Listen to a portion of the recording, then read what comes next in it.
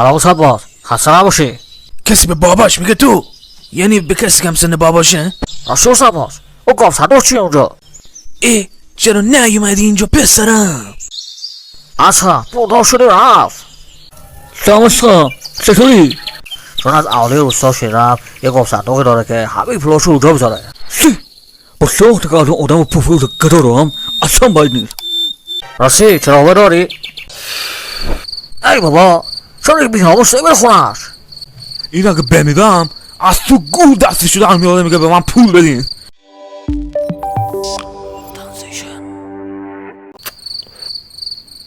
سلام مصباح. سلام پسر بابا. حال مامان یعنی حال خودت خوبه؟ داری چیکار میکنی اوشی؟ دیگه زیادی داری گو میخوری یا؟ واقعا داری چیکار میکنی؟ یک دقیقه بیا این پشت تا بهت بگم. چه؟ نه ممنون من باید برم. اکبر جان یه لحظه جان تو بیا کارت دارم. اصغر به جان خودم یه قصدی داره. برو این چی میگه خب؟ بذار خودم الان میارمت. اکبر درو بذار به حیفن اونا. تو چرا اینک دوری داری؟ اینطوری تبعیدها جلوه بکنیم احمق.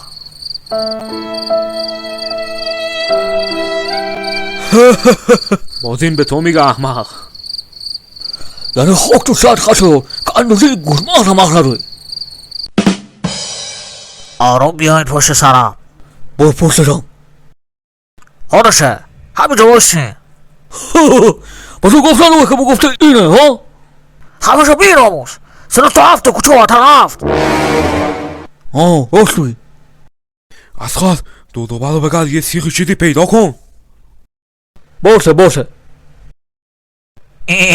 سوسنگو نگو. حالا نمیشه از اون اوسبات حرف نزنین. سریع باشین دیگه. داره اکشم دوست اون دیگه که کنارش چی؟ اکر ننامه عجب بی‌ناموسی این اوساباس. ننه ما رو باش معلومه خیلی دلش جوونه. اصلا سیخ بده من اینو باز کنم پلا برداریم داداش کنیم این بیگوشانو. باشه بگی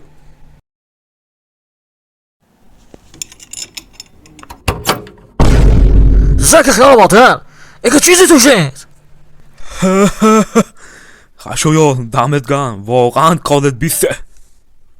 ای بچه ها یکون لا الان زنگ میزنم آجام بفرست جایی که عرب نمیندازه خدا شاهده. از جاتون تکون نخوریم اینجا تحت محاصره است. چی؟ به فنا رفتیم هاف